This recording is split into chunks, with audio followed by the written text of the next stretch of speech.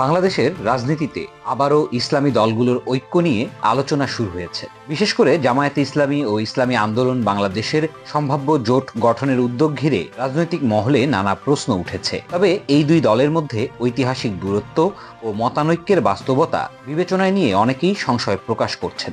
এই উদ্যোগ আদৌ সফল হবে কিনা। 70-এর দশকের শেষ ভাগ থেকে শুরু হয়ে ইসলামী দলগুলোর মধ্যে নানা সময় ঐক্যের চেষ্টা হলেও একমাত্র জামায়াতে ইসলামীর সঙ্গে 1979 সালের পর থেকে আর কোনো ইসলামী দলের কার্যকর জোট হয়নি। এর প্রধান কারণ ধর্মীয় ব্যাখ্যা ও রাজনৈতিক অবস্থানে মত পার্থক্য। ফলে এবার যে ঐক্য প্রচেষ্টা দেখা যাচ্ছে তা নিঃসন্দেহে একটি তাৎপর্যপূর্ণ রাজনৈতিক ঘটনা হলেও পুরনো মতানৈক্য নিরসন ছাড়া এই ঐক্যের স্থায়িত্ব নিয়ে যথেষ্ট সন্দেহ রয়েছে।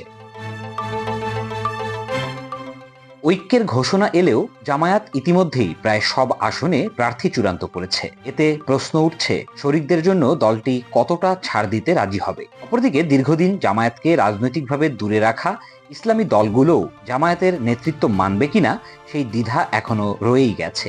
ফলে সামনে এগোনোর পথ কতটা মসৃণ হবে তা এখনই বলা যাচ্ছে না।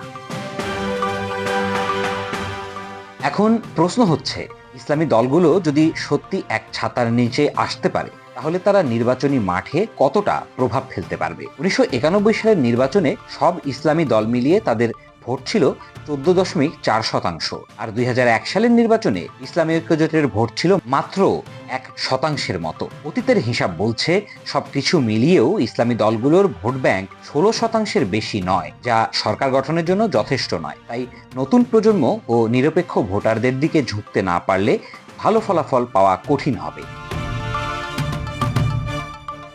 বিশ্লেষকরা বলছেন 2026 সালের জাতীয় নির্বাচন গত নির্বাচনের তুলনায় অনেক বেশি অনিশ্চিত। কারণ বিগত 16 বছরে দেশে সুষ্ঠু নির্বাচন না হওয়ায় কোন দলের কতটা জনসমর্থন রয়েছে তা স্পষ্ট নয়। তার উপর এবার নির্বাচনে যদি ক্ষমতাসীন আওয়ামী লীগ অংশ না নেয় তাহলে তাদের ভোটাররা কোন দিকে যাবে তা এখনো অনিশ্চিত। নতুন ভোটারদের বড় অংশ তরুণ এবং তারা কার প্রতি আস্থা রাখবে সেটাও অনিশ্চিত। চলমান গণ আন্দোলন এবং জনমনে পরিবর্তনের হাওয়ায় এবারকার নির্বাচনে বড় প্রভাব ফেলতে পারে।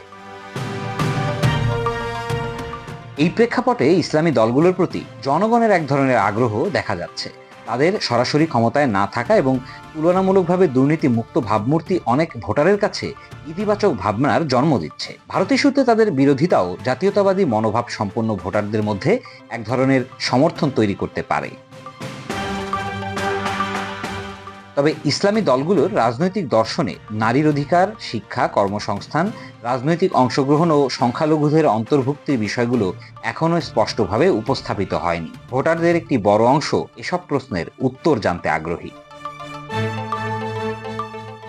5 আগস্টের রাজনৈতিক ঘটনা প্রবাহ এবং পরবর্তী বাস্তবতায় ইসলামী দলগুলোর মধ্যে ঐক্য প্রক্রিয়া একটি নতুন মাত্রা পেয়েছে। এই ঐক্য আদৌ বাস্তব রূপ পাবে কিনা আর পেলে তার নির্বাচনে কি ধরনের প্রভাব ফেলবে তার উত্তর পেতে হলে অপেক্ষা করতে হবে পরবর্তী জাতীয় নির্বাচন পর্যন্ত। News desk, Dhaka express.